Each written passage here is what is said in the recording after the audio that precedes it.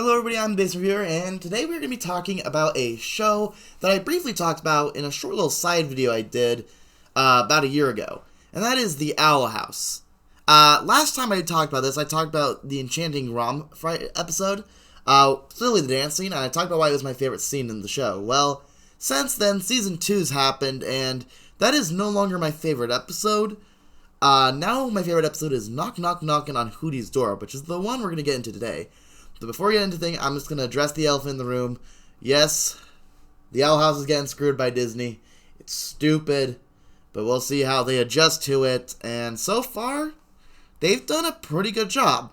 Doesn't excuse the crap you've pulled, though, Disney. I'm writing to let you know that I am a genius! The crux of this episode is that, due to feeling unimportant at times, Lilith basically tells Hootie that he is the Owl House, so he is very important to all their businesses. So, realizing this, Hootie decides to go around and try to solve all of the main cast problems, which results in basically a simple 3-act structure of him solving 3 different people's problems. Personally, King, who wants to find out what kind of demon he is, Ida, who's trying to figure out how to basically deal with the Owl Beast, and Luz, who wants to both date Amity and figure out the Echo Mouse. Wait, I have the answers you seek! You're going through demon puberty! So we'll start with King's story, because that's the one that the episode starts with. So King wants to find out what kind of demon he is, because that might help him find out where or who his dad was. And being the only other demon in the house, Hootie decides to help him out. This story is probably the least intensive of the 3, but it's still really good. There's a lot of great scenes like, King trying to interpretive dance to find out if he's a bug-type demon. Don't you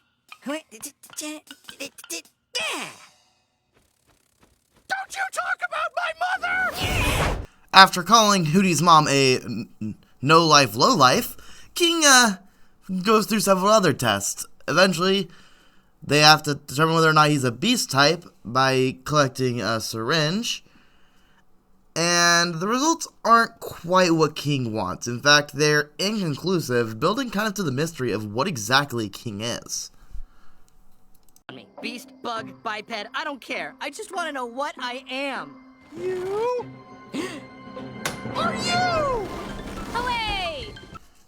Of course, this non-answer doesn't really help King's case, because he's already happy and fine with who he is. He just wants to know what he is so that he can finally meet his dad. I don't need you to tell me to love myself, Hootie. I want to know where I came from, what my dad looked like, what I'll look like when I grow up. King's story is really good, and it really makes you feel for him.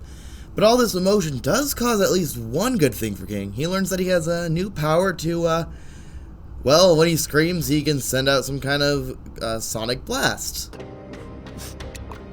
He left me alone!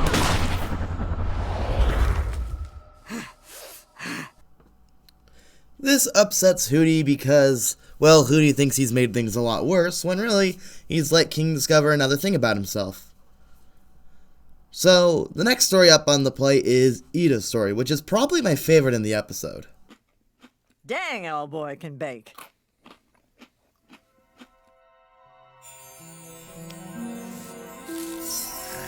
So this story starts off with Hootie drugging Ida.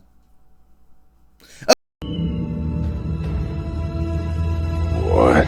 No, alright, I know that sounds bad. The basic crux is Ida has not been sleeping in order to learn magic so that she can get stronger when Bellus's plan eventually comes.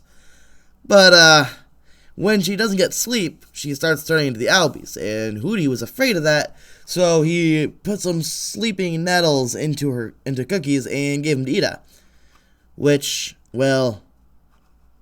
knocks her out. One bite will put you to sleep for hours! Sleeping nettles don't just put you to sleep. They heighten your dreams. In Ida's dreams, she has to go through various instances that were, in her eyes, caused by the Owl Beast. Probably my favorite one of these is the story of what happened to her dad, because like that is just completely depressing. No!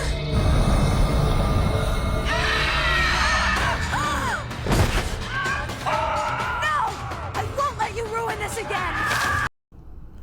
In general, the Owl Beast's relationship with Ida is probably the most interesting thing this episode brings up. So the Owl Beast caused a lot of Ida's pain, but at the end of the day, it's revealed that the Owl Beast is actually its own creature that is suffering from being with Ida too. And this brings up a really interesting point about how things will only get worse if they don't work together. Ida eventually does learn that she needs to work with the Owl Beast, and honestly, it's a really touching scene when she figures it out. The animation in this area is beautiful. Everything is just incredible here. Whoa. I made it worse! I made it worse! Hootie, wait, it's okay. Hootie! Finally, we get to Luce's story, who, I'm going to keep it brief because there really isn't a ton to talk about. Hers is kind of the simplest. She simply likes Amity and is trying to get more out of the Echo Mouse. But unfortunately, her love for Amity is getting in the way, so Hootie is setting them up to finally become a couple so that Luce can move on to working with Amity to learn more. However, Hootie's style of doing this is a tunnel of love situation, which, to be fair, Amity completely adores. She's totally into this, she loves it. But Luce isn't quite too fond. This wasn't me. This is all Hootie's stupid idea. Yeah, this was stupid. I mean, us? Dating? That's stupid, right? Luce, you idiot! You ruined everything! It was gonna be the perfect ship. Why'd you have to go and ruin it? Even Hootie agrees with me on this one. No! I did it again! So Hootie gets upset, and the only solution is to tell him how much he helped the others. And to be fair, Ida and King do pretty much immediately. They're like, well, you helped me get in touch with my harpy half, and you helped me learn my sound power. Woo! But unfortunately, Luz is a little hard to get because like she's nervous to ask Amity out. And, well, this certainly isn't the right situation. Then do it! Like this? We then get the scene where Luz asks Amity out, or Amity asks Luz out, depending on how you want to view it, and it is just adorable.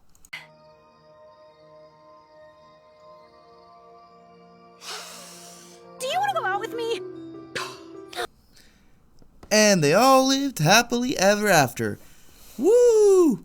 So, that's pretty much the episode. You just get a little summary afterwards about how life's going good for everyone now and things are going to be better. But overall, it's a really good episode, but there is one thing I do need to address, and a lot of people already talked about it, and that is, like I said earlier, they are cutting this show short, and I don't have any confirmation of this is why, but it really feels a little suspect that despite it being their most popular show, the show that has the most prominent LGBT representation is the one getting cut short. It's not because the Owl House is unpopular or not successful, it's probably their most successful show, maybe excluding Amphibia. I'm not quite solid on the numbers between the two. But if you look on the internet, these are the two most popular shows they have right now. So it really doesn't make sense from a logical standpoint for them to be cutting this one short.